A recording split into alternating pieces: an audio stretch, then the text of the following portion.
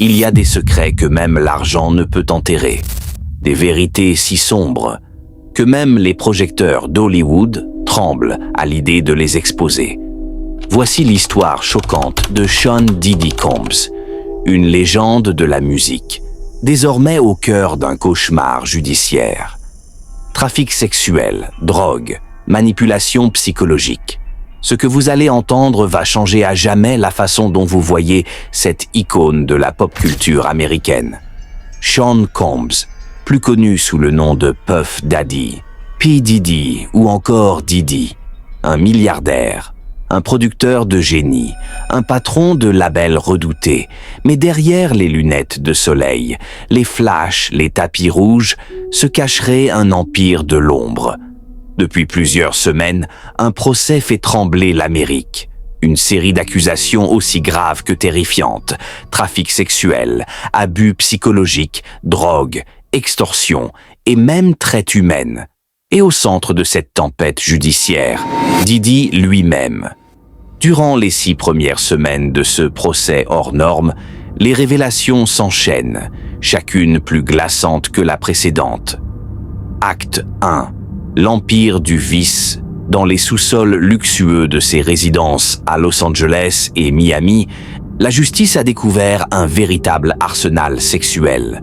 Des centaines de flacons de lubrifiant Astroglide, des dizaines de litres d'huile pour bébé Johnson's, soigneusement conservés dans des salles à température contrôlée. Pas pour des soins? Non.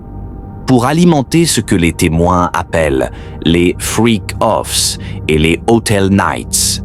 Ces soirées privées, documentées par des vidéos explicites présentées devant le jury, montrent des femmes, souvent sous l'emprise de drogue, contraintes à participer à des orgies filmées, parfois à leur insu. Certaines de ces séquences sont tellement choquantes que même les jurés ont demandé des pauses, tant l'atmosphère était insoutenable.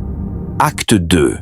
L'assistant devenu témoin, Brendan Paul, un jeune homme à l'allure sage, ancien assistant personnel de Diddy, a pris la parole.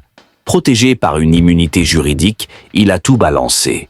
Selon lui, son rôle allait bien au-delà de l'assistance classique. Il aurait été chargé d'acheter de la cocaïne, de la kétamine, de l'ecstasy et de la marijuana pour le compte de Diddy. Mais pas seulement. Il servait aussi d'intermédiaire pour faire venir certaines jeunes femmes à ces soirées spéciales, souvent sans qu'elles comprennent à quoi elles allaient être exposées. Et ce n'est pas tout.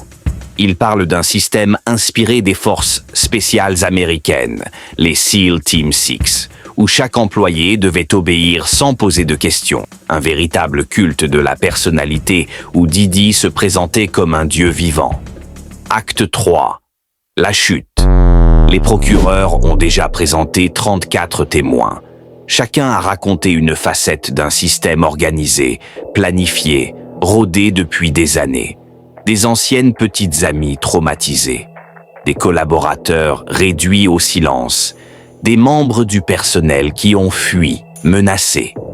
La défense, de son côté, se prépare. Mais comment justifier les vidéos? Comment ignorer les preuves matérielles? Comment effacer les années de silence achetées à coups de millions? Certains parlent déjà d'une sentence exemplaire. D'autres évoquent une chute plus lente, celle d'un empire qui s'effondre, pierre par pierre, devant les caméras du monde entier. Épilogue. L'héritage empoisonné. Ce n'est plus seulement un procès, c'est un séisme culturel. Des artistes qui doivent leur carrière à Diddy coupent les ponts.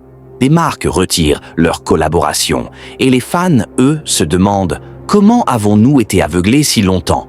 Car l'histoire de Diddy, ce n'est pas qu'un homme, c'est aussi celle d'un système, d'un monde du showbiz où l'impunité a longtemps été la règle, où le pouvoir absolu corrompt absolument. Et maintenant que la lumière est allumée, le vrai visage du roi de Bad Boy Records pourrait bien hanter l'industrie pour des décennies. P. Diddy, producteur de légende ou prédateur masqué. À vous de juger, mais une chose est sûre, le rideau est tombé. Et ce que nous voyons aujourd'hui, c'est bien plus qu'une star déchue. C'est un empire de l'ombre qui vient d'être mis à nu.